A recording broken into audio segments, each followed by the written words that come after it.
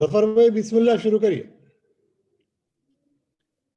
بسم اللہ الرحمن الرحیم سبحانک لا علم لنا الا ما علمتنا انک انت العلیم الحکیم نستغفر اللہ ربی من کل ذنب ونتوب الیہ۔ میرے بہت عزیز بھائیوں، آج ہم سورۃ الاخلاص کی تفصیل انشاءاللہ سنیں گے اور سنائیں گے، اور اللہ تعالی ہمیں اس نام مبارک سورہ کے نام کی مناسبت سے اخلاص عطا فرمائے، اور جو بھی اللہ نے اخلاص دیا ہے اس کو اس درجے تک پہنچا دے کہ وہ اللہ کے یہاں مقبول ہو جائے۔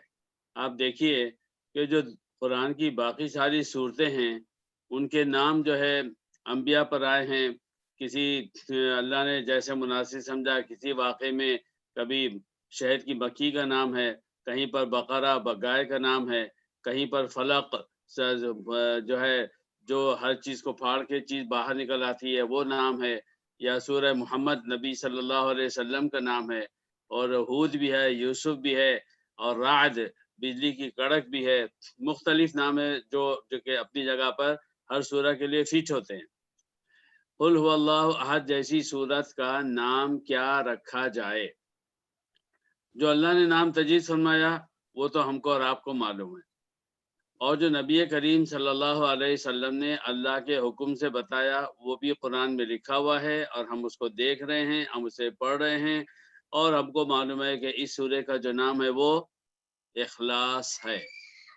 اگر آپ یہ سوال کریں اس سورہ کا نام اخلاص کیوں، اس میں جو الفاظ آئے ہیں ان میں سے کوئی لفظ اس کا جو ہوتا، جیسے آپ نے دیکھا کہ یوسف علیہ السلام کا قصہ ہے تو وہاں سورۃ یوسف ہو گیا، اور محمد صلی اللہ علیہ وسلم کا نام آیا تو سورۃ محمد ہو گیا، اور اگر مکڑی کی مثال دی گئی تھی تو اللہ نے سورہ کا نام عنکبوت رکھوا دیا، اور شہد کی مکھی کا ذکر کیا تو وہاں فرما دیا سورہ النمل، اور اگر صبح جو بالکل صبح تازہ ہوتی ہے، یا ہر چیز جو بالکل اچانک دنیا میں وجود میں آتی ہے تو اس کا نام رکھ دیا فلق، اور جہاں پر لوگوں کی بادشاہت بتانی تھی تو اس کا نام رکھ دیا سورۃ الناس۔ مگر اس سورہ کا نام ان میں جو مقدس الفاظ آئے ہیں اس کے لحاظ سے اگر ایسا نام ہوتا سورۃ اللہ، ایسا نام نہیں ہے، یا کوئی اور نام ہوتا۔ اس سورہ کا نام لفظ اخلاص اللہ کی طرف سے کیوں رکھا گیا؟ یہ عظیم الشان نام ہے، اس ایک نام کے اندر بندوں سے کیا چاہیے وہ آ گیا ہے، اللہ کیا ہے وہ سورہ بتائے گی۔ سورۃ الاخلاص آپ پڑھیے تو یہ سورہ آپ کو، مجھ کو، ہر انسان کو یہ بتائے گی کہ اللہ کون ہے اور اللہ کیا ہے۔ مگر اے سننے والے انسان، تو کسی زمانے کا ہو تو خود کیا ہے اور تجھے کیا کرنا چاہیے؟ تو اس کا جواب اس سورہ کا نام ہی خود بخود دے رہا ہے کہ تمہیں اللہ کے لیے مخلص ہونا ہے۔ اس لیے آپ دیکھیے کہ قرآن مجید میں جگہ جگہ یہ فرمایا ہے مخلصین لہ الدین، دین کو اللہ کے لیے مخلص کر دیتے ہیں، اور اخلاص کا مطلب ہوتا ہے کسی ایک سائڈ کر دینا، صرف ایک سائڈ۔ مخلص یعنی آپ کی توجہ، آپ کی نیت، آپ کا عمل، آپ کا کسی کو بڑا ماننا، آپ کا کسی کو بڑا سمجھنا، آپ جو بھی بات کہہ لیں وہ آپ نے کسی ایک کے لیے فکس کر دیا ہے۔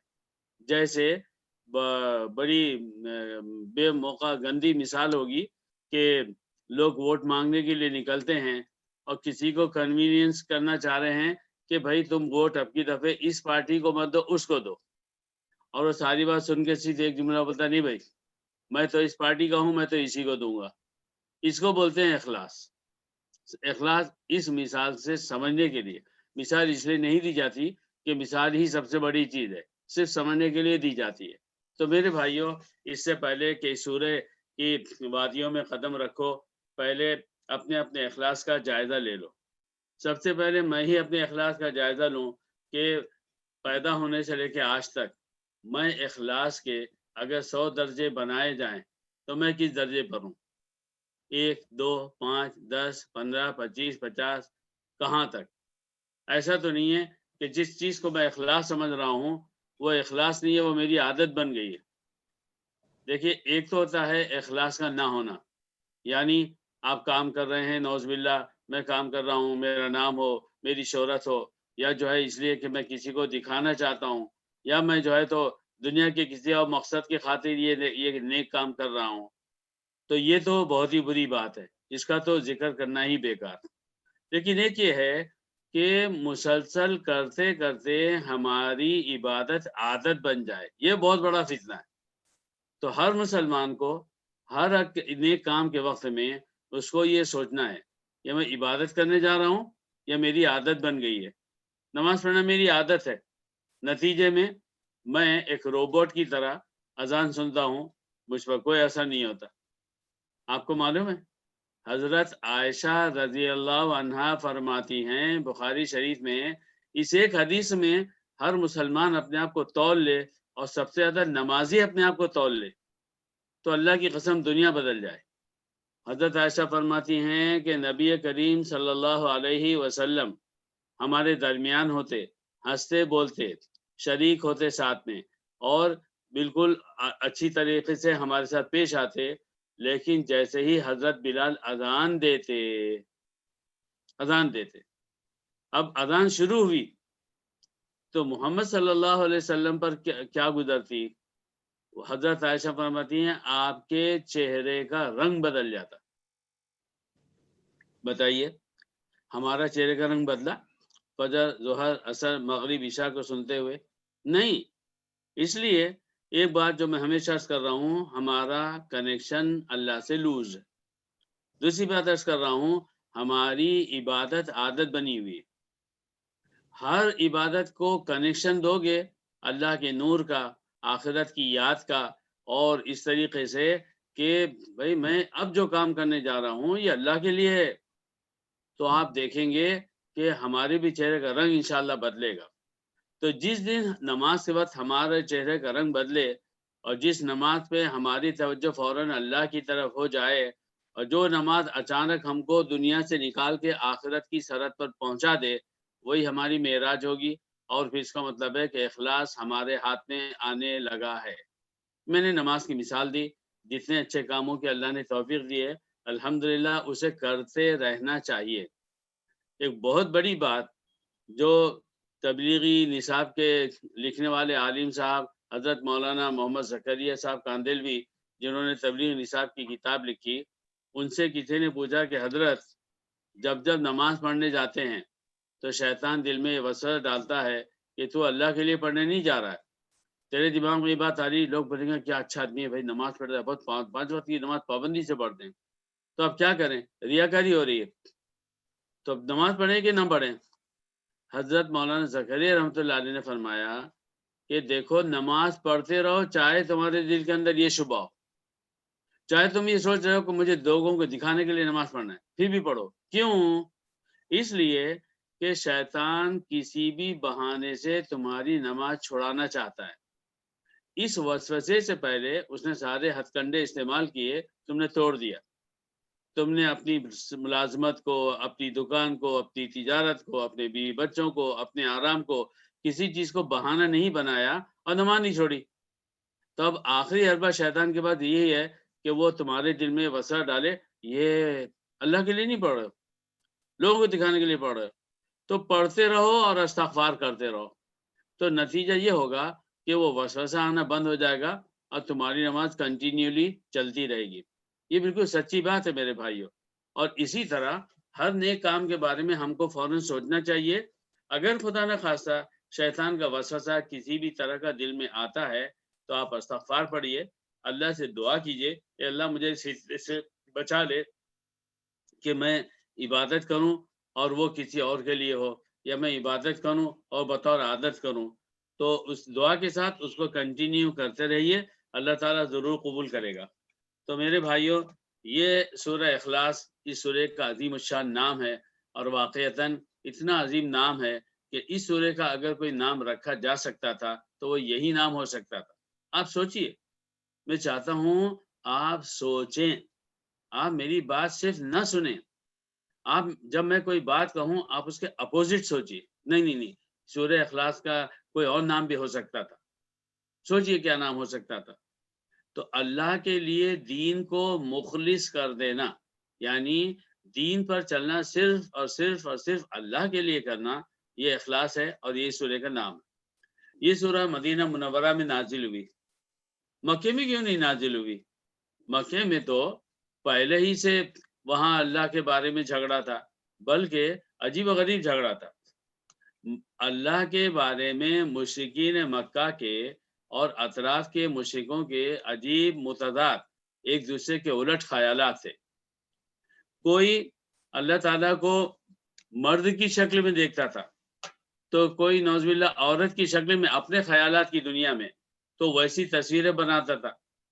اور کوئی جو ہے اللہ تعالیٰ کو یوں بناتا تھا کہ اللہ تعالیٰ جو ہے وہ سب سے بڑا ہے، یعنی کافروں کا تصور عرض کر رہا ہوں مشرکین مکہ کے دور میں، جبکہ ابھی اسلام انٹروڈیوس نہیں ہوا تھا اور مورتیاں رکھی ہوئی تھی 360 کعبۃ اللہ میں۔ تو اس وقت کتابوں میں آتا ہے کہ کوئی سوچتا تھا کہ بھئی اللہ تعالیٰ اتنا بڑا ہے تو اللہ تعالیٰ کس چیز سے بنا ہوا ہوگا؟ کوئی سوچتا تھا ہاں اللہ تعالیٰ گولڈ ہوگا، پیور گولڈ، پورا کا پورا گولڈ کا بنا ہوا ہوگا، تو کوئی سوچتا کہ نہیں چاندی کا ہوگا، اور کوئی کچھ اور سوچتا، عجیب و غریب باتیں، لیکن صحیح تصور ان کے سامنے نہیں آتا تھا۔ اس پر کیا ہوا کہ جب اسلام آیا اور جب نبی کریم صلی اللہ علیہ وسلم نے اللہ اللہ اللہ اللہ ایک ہے، اس کا کوئی شریک نہیں، کوئی شریک نہیں، کوئی شریک نہیں، تم اللہ کو مانو بتوں کو چھوڑو، اب یہ جو بات شروع کی آپ صلی اللہ علیہ وسلم نے، تو یہ سوال ان کے دماغوں میں بڑھتا چلا گیا کہ جس اللہ کا نام یہ محمد عربی لے رہے ہیں، آخر وہ کون ہیں، وہ کس چیز سے بنا ہوا ہے؟ کیونکہ ان کے چھوٹے سے دماغ میں ان کے ہی کیا، آپ مشرکین کی بات کریں کسی جگہ کی، چاہے چائنا کے ہوں کہ رشیا کے ہوں، انڈیا کے ہوں جو بتوں کا سب سے بڑا گڑھ ہے، یا پھر کچھ بھی لے لیں آپ، تو یہ سوال ہوتا کہ ہم اپنی شکل میں گوشت ہڈی کے بنے ہوئے ہیں، اور لکڑی کی شکل میں ہیں، اور پہاڑ کی شکل میں ہیں، جو چیزیں نظر آتی ہیں ان کی ایک شکل ہے اور وہ کس چیز سے بنی ہے ہمارے سامنے۔ اب اللہ سب سے بڑا ہے، اللہ کے جیسا کوئی نہیں ہے، تو اب اللہ بنا کس چیز سے؟ اس لیے روایات میں آتا کہ مشرکین مکہ بار بار آ کر آپ سے پوچھتے تھے، اور بعد میں مدینہ منورہ کے دور میں بھی اس جگہ کے جو مشرکین تھے وہ پوچھتے تھے، اے محمد صلی اللہ علیہ وسلم درود شریف پڑھ لیا کیجیے، ذرا یہ تو بتاؤ کہ تمہارا اللہ بنا ہوا کس چیز کا ہے؟ وہ سونے کا ہے، وہ چاندی کا ہے، کس بات کا بنا ہوا ہے؟ تو اس کے جواب میں یہ سورہ نازل ہوئی ہے۔ ایسا بعض لوگ اس کا شان نزول کہتے ہیں، اور بعد نے کہا یہ کوئی شان نزول نہیں ہے، بلکہ بات دراصل یہ ہے کہ اللہ رب العزت کو انسانوں کے دماغ میں اس صحیح اللہ کو بٹھانا ہے جیسا کہ اللہ چاہتا ہے، جیسا کہ اللہ ہے۔ تو اس سورہ میں تھوڑے سے الفاظ میں اللہ تعالیٰ نے وہ بات بیان کر دی کہ دنیا کا کوئی بھی بگڑا ہوا انسان، کوئی بھی بگڑا ہوا، چاہے وہ خود مسلمان ہو، چاہے وہ کوئی غیر مسلم ہو، اور وہ کسی بھی زمانے کا ہو، اس کے سامنے اگر وہ سمجھنا چاہے کہ اسلام جس اللہ کی طرف بلاتا ہے وہ کون ہے، تو اس کا ذکر اس پورے قرآن میں، اس سورہ میں، سورۃ الاخلاص میں، اور چونکہ سب سے توحید کی سب سے پہلی بنیاد یہ ہے کہ تم اللہ کو مانو، تو اور اس سورہ میں اللہ کو کس طرح سے مانو وہ بتا دیا گیا۔ اس لیے نبی کریم صلی اللہ علیہ وسلم نے ایک حدیث میں فرمایا کہ سورۃ الاخلاص تعدیل ثلث القرآن، یہ جو سورہ ہے یہ قرآن کا 1/3 ہے، 1/3۔ علامہ احمد بن ابن تیمیہ رحمہ اللہ اس کے اوپر جو ہے باقاعدہ ایک کتاب لکھی ہے پوری، کہ یہ جو سورۃ الاخلاص ہے یہ قرآن کا 1/3 کیوں ہے، 1/3 کیوں ہے، اور ہمارے علماء نے اس کی تقسیم کی ہے۔ اگر آپ کہیں قرآن کریم یہ جو ہے اس کے جو بنیادی عناصر ہیں، اس کے جو بنیادی ایلیمنٹس ہیں، وہ ایلیمنٹس کیا ہیں؟ آپ کہیں گے کہ سورج، چاند، پہاڑ، دنیا کا نظام اللہ نے کیسے بنایا، اور رزق کیسے دیا، اور ہم کو مسلمانوں کو جو بھی اللہ کو مانے گا اس کی لائف کس اسٹائل کی ہو، وہ کھانا پینا رہنا سہنا سب کچھ کیسے کرے۔ بتوں کی جو ہے تو پول کھول دی ہے قرآن نے، اور جو لوگ ان کو مانتے ہیں ان کی پول کھولی ہے۔ میرے بھائیو، یہ ساری چیزیں جتنی تم کہو گے یہ کسی انسان سے متعلق ہے۔ جو شخص جس چیز کا مالک ہوتا ہے وہ سب سے پہلے اپنا انٹروڈکشن دے گا، میں کون ہوں۔ ایک کمپنی نئی کمپنی کھلتی ہے، وہ کیا کرتی ہے؟ وہ اپنے پروڈکشن سے پہلے اپنا انٹروڈکشن دیتی ہے۔ ہماری کمپنی کا نام یہ ہے، یہ کمپنی اتنے سال پہلے قائم ہوئی، اور یہ کمپنی ایسی ہے، کمپنی ایسی ہے۔ اس کے بعد انٹروڈکشن آتا ہے وہ پروڈکٹس کا جو وہ پیش کر رہی ہے۔ دنیا جتنی نظر آتی ہے اور جتنی نظر نہیں آتی، یہ اللہ تعالیٰ کا پروڈکشن ہے، اللہ نہیں ہے۔ تو اس بارے میں کہ اللہ رب العزت خود کون ہے، اس کو اللہ تعالیٰ اس سورہ میں بتا رہا ہے، جس کے بعد ایک حقیقت سامنے آ جائے گی کہ اللہ کو کیسے مانا جائے۔ میں یہ عرض کر رہا تھا، قرآن جو ہے، ایک تو قرآن ہم کو یہ سکھاتا ہے پورے قرآن میں اللہ تعالیٰ کی ذات کیا ہے اور اللہ تعالیٰ کی صفات کیا ہے۔ جب تک اللہ کی ذات کو نہیں سمجھو گے تو اللہ کے ساتھ پارٹنرشپ میں کسی نہ کسی کو کھڑا کر دو گے، اور جب تک اللہ تعالیٰ کی صفات کو نہیں سمجھو گے تو پھر پارٹنرشپ ادھر سے آ جائے گی۔ اور آپ دیکھ لیجئے کہ اللہ رب العزت کے ساتھ لوگوں نے یا تو اس طرح سے دھوکہ کھایا کہ اللہ کی ذات کو نہیں سمجھا تو انہوں نے کسی اور کو بیٹا بنا لیا، یہ اللہ کا بیٹا ہے، یہ اللہ کا بیٹا ہے، وہ اللہ تعالیٰ کی بیٹیاں ہیں۔ مشرکین مکہ جو ہے فرشتوں کو اللہ تعالیٰ کی بیٹیاں کہتے تھے، اور یہودی حضرت عزیر کو اللہ کا بیٹا کہتے تھے، اور عیسائیوں نے حضرت عیسیٰ علیہ السلام کو اللہ کا بیٹا کہا، مانا۔ یہ کیا ہوا؟ یہ اللہ کی ذات میں انہوں نے پارٹنرشپ بنائی، اللہ کی صفات میں نہیں۔ ہاں، اب یہ بات ہے، دنیا کس نے پیدا کی، پانی کون برساتا ہے، اور دنیا میں مصیبت کون لاتا ہے، اور رات کون دیتا ہے، سروس کیسے ملتی ہے، کھانا پینا کیسے ہوتا ہے، وغیرہ وغیرہ۔ یہ صفات ہے اللہ تعالیٰ کی جو اللہ تعالیٰ کے مختلف ناموں سے ظاہر ہوئی۔ اللہ خالق ہے، اللہ نے پیدا کیا، اللہ رازق ہے، اللہ نے رزق دیا، اللہ غنی حمید، اللہ تعالیٰ جو ہے وہ غنی، یعنی ہم اس کا ترجمہ کر دیتے ہیں مالدار ہے، لیکن لفظ مالدار اس کا بہت چھوٹا ترجمہ ہے۔ غنی کا مطلب ہوتا ہے کہ جس کو کسی سے کوئی غرض نہیں ہے، غنی کسی کو غرض نہیں ہے۔ جیسے ہماری انسانی سوسائٹی میں اگر کوئی شخص بولے بھائی میرا معاملہ ایسا ہے، مجھے کسی سے غرض نہیں ہے کہ وہ مجھے کیا دیں گے، میرے بچے بیٹے کیا دیں گے، میری بیٹی کیا دے گی، میرے ماں باپ کیا دیں گے، مجھے کسی کی پرواہ نہیں، مجھے کسی سے غرض نہیں۔ جب آپ یہ کہیں گے مجھے کسی سے غرض نہیں، تو اس جملے کو سن کر جو لوگ آپ کو ذاتی ڈائریکٹ نہ جانتے ہوں وہ سمجھیں گے یار یہ آدمی بڑا ہٹر ہے، یہ اپنے آپ کو بڑا سمجھتا، سب کو چھوٹا سمجھتا ہے، یعنی یہ کسی کو کیئر نہیں کرتا، کسی کو جو لفٹ نہیں دیتا۔ مگر اللہ رب العزت نے لفظ غنی قرآن میں جہاں جہاں استعمال فرمایا تو آپ دیکھ لیجئے کہ اس کے آگے کوئی اور نام بھی آیا ہے، غنی حمید۔ اللہ تعالیٰ غنی ہے، اللہ کو کسی سے غرض نہیں ہے، مگر اللہ تعالیٰ ایسا نہیں ہے کہ وہ سب کو کمتر سمجھتا ہے اور لفٹ ہی نہیں دیتا۔ غنی حمید ہے، وہ محبوب ہے۔ اچھے معنی میں اللہ تعالیٰ سب کسی سے غرض نہیں رکھتا ہے، اس کو غرض نہیں، مگر وہ حمید بھی ہے، اور اسی طرح کے باتیں ہیں۔ تو ایک تو قرآن میں اللہ تعالیٰ کون ہے اور اللہ تعالیٰ کیا ہے یہ بتایا ہے، یہ قرآن کا بنیادی ٹاپک ہے، اور اسی کا نام اسلام ہے، اسی کا نام توحید ہے، اسی کا نام ایمان ہے۔ یہ نہ ہو تو پھر کچھ نہ ہو۔ ایک تو یہ۔ دوسرے اللہ تعالیٰ نے قرآن مجید میں کیا بتایا ہے؟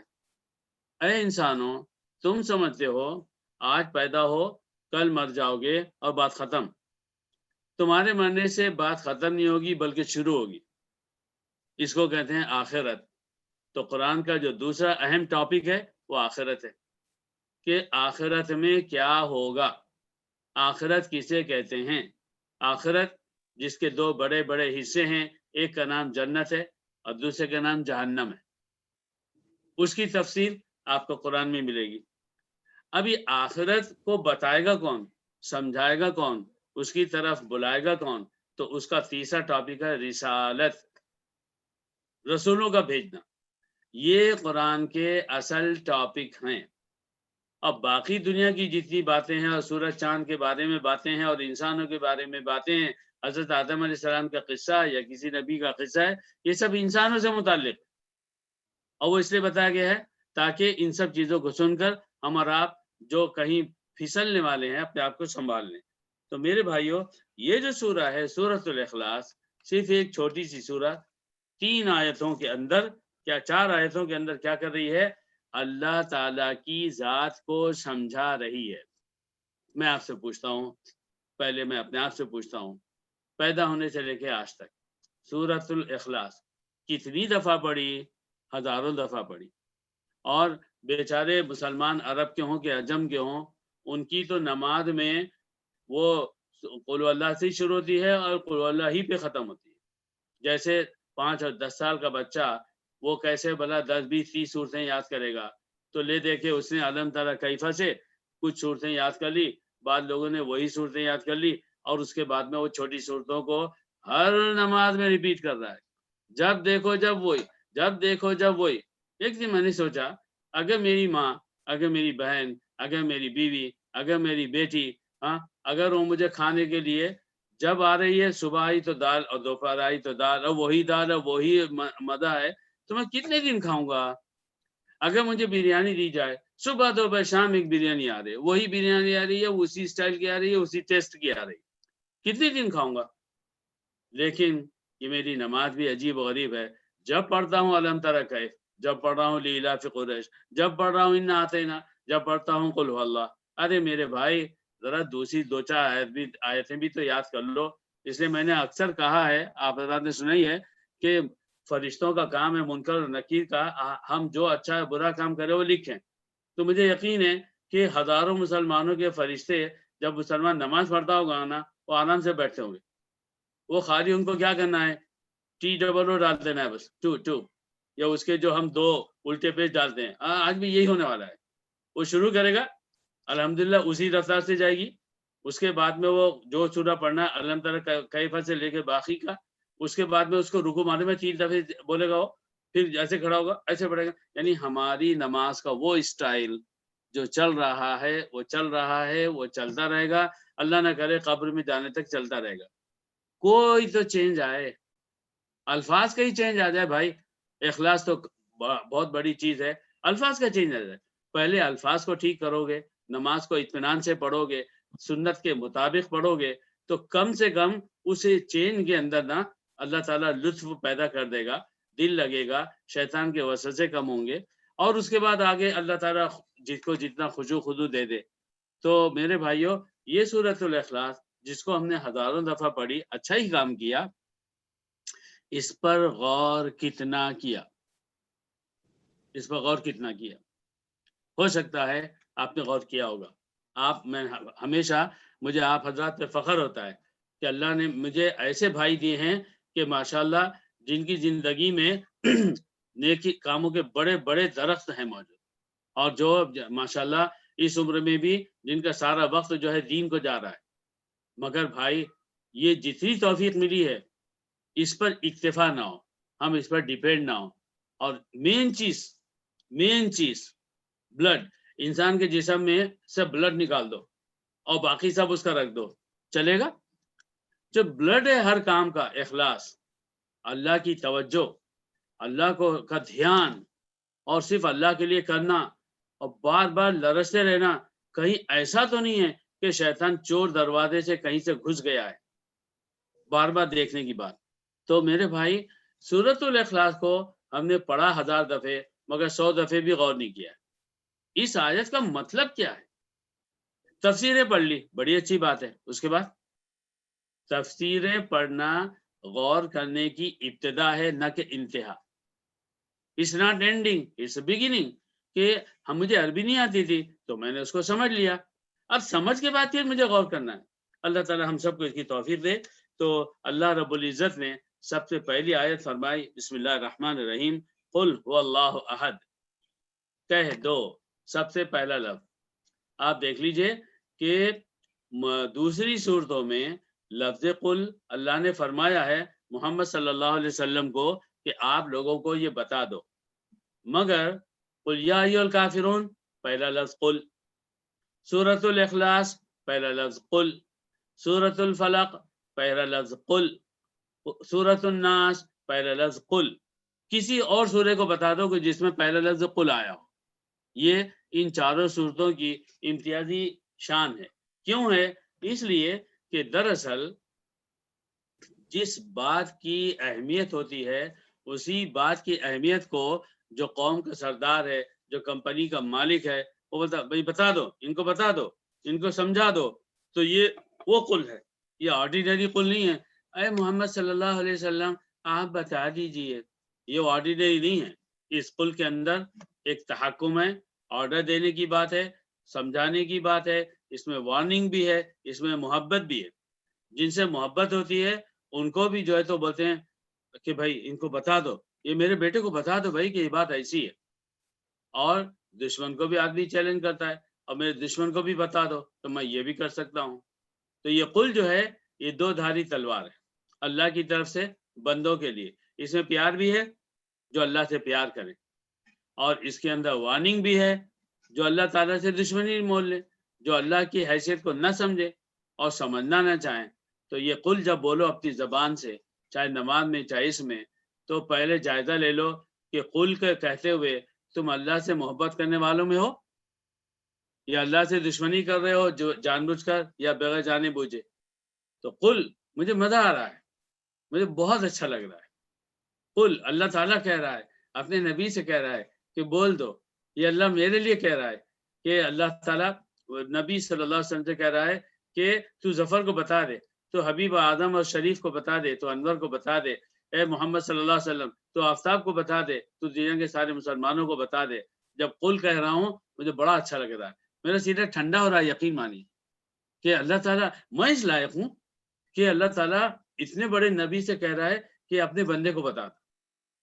میں یعنی اللہ نے مجھے شمار کیا، اللہ نے مجھے اس لائق سمجھا۔ الحمدللہ ثم الحمدللہ، اللہ نے مجھے قل میں شامل کیا۔ اب یہ میرا کام ہے، میں طے کروں کون سا قل ہوں۔ اللہ سے محبت کرتا ہوں تو اللہ تعالیٰ کا کہنا کتنا اچھا لگے گا، اور بار بار سننے کا جی چاہے گا۔ بچہ اگر بولے ابا ابو بار بار بولے تو آپ بچے کو بولتے ہو ارے بس نا بھائی 5 دفعے بولتی ہے، آپ 6ٹھی دفعے مت بول، اچھا لگتا ہے۔ اور آپ اگر اپنے بیٹے کو، اپنی بیٹی کو، اپنی امی ابا کو، اپنی بیوی کو اگر چاہتے ہیں اور ان کی تعریف میں آپ 10 دفعے لفظ بولتے ہیں، تو آپ ایسا نہیں ہوتا کہ آپ نے 10 دفعے کہا تو پھر سننے والے نے، بچوں نے یا ماں باپ نے یا بیوی نے یا بہن نے یا بیٹی نے یا رشتہ دار نے کہا اب بھائی بس یار کتنی دفعے بولیں گے۔ ہاں، تو میرے بھائیوں اللہ تعالیٰ ہمیں کہہ رہا ہے قل، اس کو قبول کرو۔ ان لوگوں میں سے الحمدللہ اللہ کی ذات سے امید ہے کہ آپ سب جو ہے اس کے اندر شامل ہیں جو اللہ سے پیار کرتے ہیں، اور اللہ تعالیٰ آپ کو پیار کرتا ہے، اسی لیے قرآن کے دسترخوان پہ بٹھایا ہے۔ یہ بڑی بات ہے۔ تو ایک تو بات یہ، اس کے بعد کیا کہے ہو، تو دوسرا لفظ بڑا اہم ہے، اس پر ذرا غور فرمائیے گا۔ قل ہوا، کہہ دو کہ وہ اللہ تعالیٰ یہ وہ کیوں کہہ رہا ہے، ترجمہ سننے سے سمجھ میں آئے گا۔ کہہ دو کہ وہ اللہ ہے، کہہ دو کہ وہ اللہ احد ہے، کہہ دو کہ وہ اللہ احد ہے۔ اتنا ترجمہ کیا میں نے۔ اب آپ یہ دیکھیے اس آیت میں سب سے پہلی بات ہوا، یہ کیا، یہ ہوا کیا، اس کو سمجھیے۔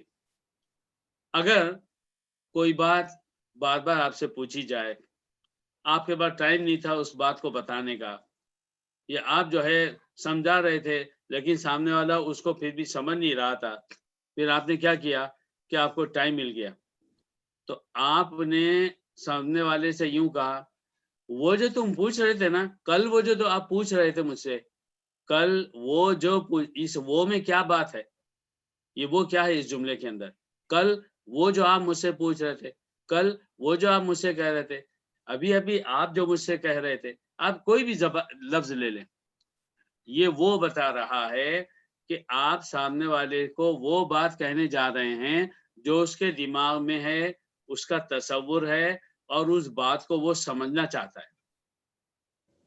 مکہ کے مشرکین، مدینے کے مشرکین، مدینے کے یہودی، مدینے میں رہنے والے عیسائی اور ساری دنیا کے انسان جو ڈے بائی ڈے پیدا ہوں گے اور بڑے ہوں گے، پھر اللہ تعالیٰ کو نہیں سمجھیں گے اور ٹھوکریں کھائیں گے، ان سب کو اللہ رب العزت نے سامنے رکھ کر ان سے کہا کہ اے انسانوں، وہ ذات، وہ معبود، وہ رب، وہ گاڈ جس کو تم سمجھنا چاہتے ہو یا نہیں سمجھ رہے ہو، یا جس کے بارے میں تم غلط فہمی میں مبتلا ہو، یا تم اس کو بہت ہی اچھا سمجھ رہے ہو کہ جو گناہ کرو سب معاف، یا تم اس کو اتنا برا سمجھ رہے ہو کہ وہ تم کو معافی نہیں کرے گا۔ تو یہ لفظ ہوا، اس کو عربی زبان اور قاعدے میں کہتے ہیں معہود ذہنی۔ معہود میم عین ہا واو دال، ذہنی، اور ذہن تو آپ سمجھتے ہیں اردو میں بولتے ہیں، پیارا پیور عربی لفظ ہے معہود ذہنی۔ انسانوں کے دماغ میں وہ سوال جو بار بار کھٹک رہا ہے اور بار بار انسان سمجھ نہیں پا رہا ہے، جیسے ایک ٹیچر کسی چیز کو، ایک فارمولے کو، وہ میتھس کے یا کیمسٹری کے یا باٹنی کے کسی کے وہ سمجھا رہا ہے، اور جب وہ سمجھاتا ہے پوچھتا ہے ہاں ڈیڈ یو انڈرسٹینڈ، تو اسٹوڈنٹ بول رہے ہیں ناٹ یٹ، ناٹ یٹ، اس نے پھر اس کو دہرایا اور پھر دہرایا پھر دہرایا۔ تو اس لفظ کی، اس لفظ ہوا سے اشارہ ہے کہ کسی بھی زمانے کا انسان جب وہ اللہ تعالیٰ کو تعلق رکھنے کی بنیاد پر یا نہ رکھنے کی بنیاد پر اللہ کو نہیں سمجھنا چاہ رہا ہے تو آج سمجھ لے، کلیئر الفاظ ہیں، ایسے کلیئر ہیں، اس کے بعد اس کے اندر کوئی شبہ، کوئی ڈاؤٹ اور کوئی کنفیوژن نہیں باقی رہتا۔ کہہ دو وہ اللہ ہے، وہ چیز جس کو تم گاڈ بنانا چاہتے ہو، پالنے والا بنانا چاہتے ہو، ماننا چاہتے ہو، عبادت کرنا چاہتے ہو، سر جھکانا چاہتے ہو، اس کے لیے سر کٹانا چاہتے ہو، وہ کون ہے؟ ایک لفظ میں اللہ، قل ہوا اللہ، وہ جو تم پوچھ رہے ہو بار بار وہ کون ہے؟ وہ اللہ ہے۔ اور اللہ کے بعد واو نہیں آیا بلکہ ڈائریکٹ ورڈ آ گیا، اللہ احد، احد کہا۔ عربی زبان کے اعتبار سے ون کو بولنے کے دو الفاظ ہیں، ایک ہے احد اور دوسرا ہے واحد۔ باقی زبانوں میں اگر آپ ایک بولیں تو آپ ون ہی بولیں گے، ون بولیں گے، number one, number two, number three, number four, 1 2 3 4۔ One کو آپ او این ای لکھ دیں، اب اس کے بعد اس ون کو بولنے کے لیے کوئی اور لفظ ہے؟ نہیں ہے۔ اردو میں ہے ایک، اردو میں دوسرا لفظ کیا بولتے ہیں؟ پہلا، مگر ایک اور پہلے میں فرق ہے، ایک تو ذات کے لیے ہو گیا اور پہلا اس کی صفت کے لیے ہوا، اس کا بھی انشاءاللہ بعد میں مثالوں سے سمجھیں گے، پہلے ہم عربی زبان کو سمجھتے ہیں۔ اللہ رب العزت نے فرمایا احد، کہہ دو وہ اللہ ایک ہے۔ ہمارے پاس اردو میں لفظ احد کا ترجمہ کرنے کے لیے صرف یہی ایک لفظ ایک ہے، مگر عربی میں یہ لفظ جو ہے جو احد، یہ لفظ اس کہنے کا مطلب یہ ہوتا ہے کہ اس جیسی چیز اب کہیں اور نہیں ہے اور نہ ہوگی، دونوں باتیں، نہیں ہے اور نہ ہوگی، یہ دو باتیں شامل کرنا ہے تو احد بولتے ہیں۔ اس لیے آپ کو سن کر خوشی بھی ہوگی انشاءاللہ کہ پوری عربی زبان جو نبی کریم صلی اللہ علیہ وسلم کے دنیا میں آنے سے پہلے سے تھی اور بڑے بڑے شاعر اس کے تھے، ان سبوں نے لفظ احد آج تک کی عربی میں، لبنان میں عرب بھرے پڑے ہیں، اور یہودیوں، اسرائیل میں اور امریکہ میں اور پتہ نہیں کہاں کہاں اسلام کو ختم کرنے کے لیے یونیورسٹیز بنی ہوئی ہیں کہ جس کے اندر جو ہے اسلام کو سمجھا جا رہا ہے ختم کرنے کے لیے۔ لیکن جب زبان کی بات آتی ہے تو لفظ احد آج تک کسی بھی انسان کے لیے استعمال نہیں ہوا۔ عیسائی، عرب عیسائی اور سارے عیسائی، عربوں کی اس لیے مثال دوں گا کہ انہیں تو عربی آتی ہے نا، تو یہ لوگ حضرت عیسیٰ کو بیٹا تو بول سکتے ہیں، لیکن آج تک میری نظر نے کسی کتاب میں حضرت عیسیٰ کے بارے میں کسی بڑے سے بڑے عرب اسکالر کو جو عیسائی تھا، اس نے حضرت عیسیٰ کے بارے میں لفظ احد استعمال نہیں کیا، کیونکہ لفظ احد یہ کہتا ہے یہ اس کے لیے بولا جائے گا جو ایک ہے، اس کے جیسا کوئی کسی زمانے میں نہیں ہے اور نہ ہوگا، نہیں ہے اور نہ ہوگا۔ بہت ممکن ہے آپ کہیں کہ بھائی اس زمانے میں نہیں ہے، ہو سکتا ہے کہ آئندہ کے جا کر کوئی اس جیسا ہو جائے، اسے احد نہیں کہتے۔ میرے بھائیوں، قربان ہو جاؤ اپنے اسلام پر، اپنی عربی زبان پر۔ میں کہہ رہا ہوں اپنی، ہر مسلمان کی جو زبان ہے سب سے پہلے وہ عربی ہے۔ عربی زبان جو اللہ نے مجھے دی، اس زبان، اسی لیے اللہ نے قرآن کو عربی زبان میں نازل کیا کہ اس زبان کی جو خصوصیات اللہ ہی نے طے فرما دی وہ ہر انسان کے دماغ میں ایسی بیٹھی ہیں اسے ہٹ نہیں سکتا۔ تو کافر بھی اپنے بتوں کو نبی کے زمانے میں احد نہیں بولتا تھا، اور یہودی بھی حضرت عزیر علیہ السلام کو اللہ کا بیٹا بولنے کے باوجود آج تک اللہ کے لیے عربی میں لفظ احد اللہ کے علاوہ کسی اور کے لیے استعمال نہیں کرتے۔ کیوں نہیں کرتے ہیں؟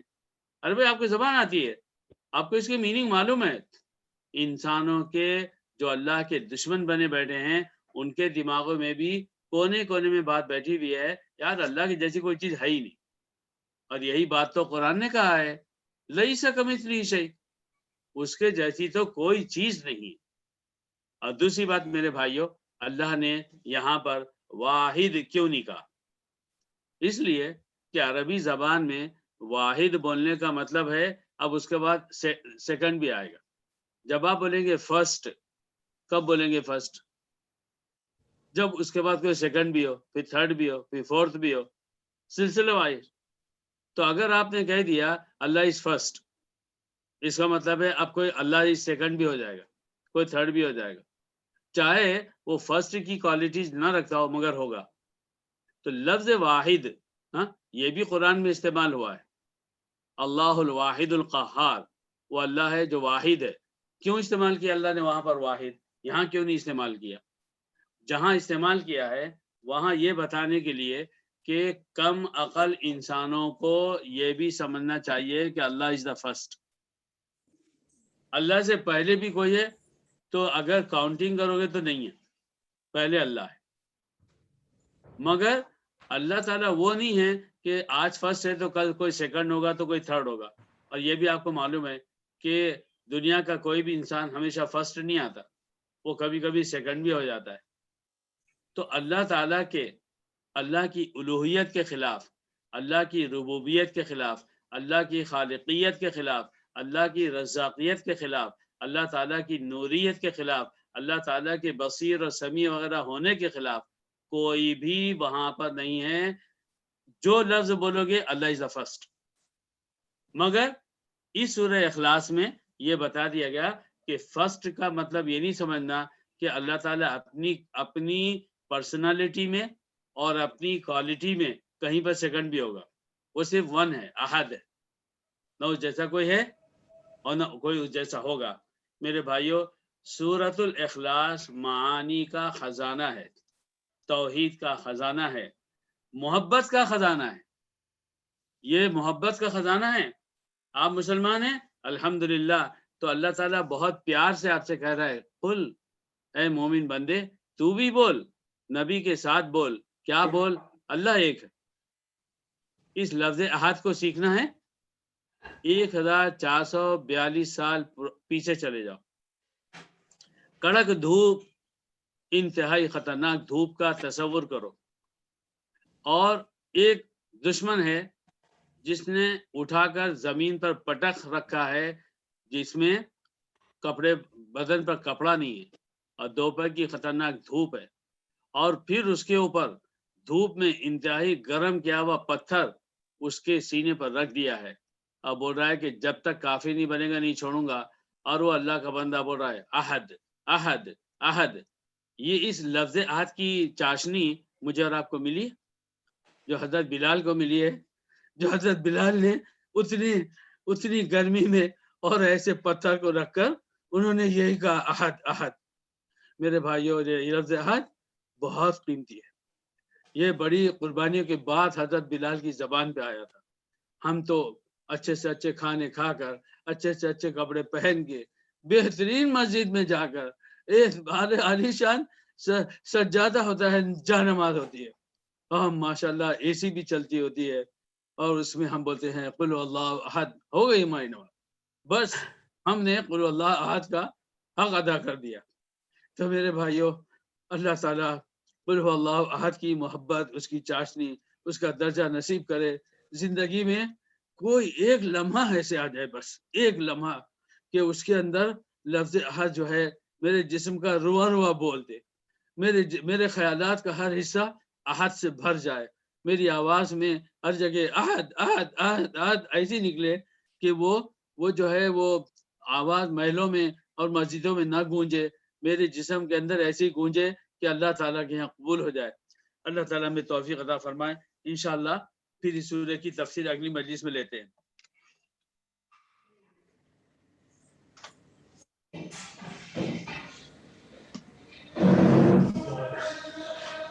آدم بھائی دعا کر لیں.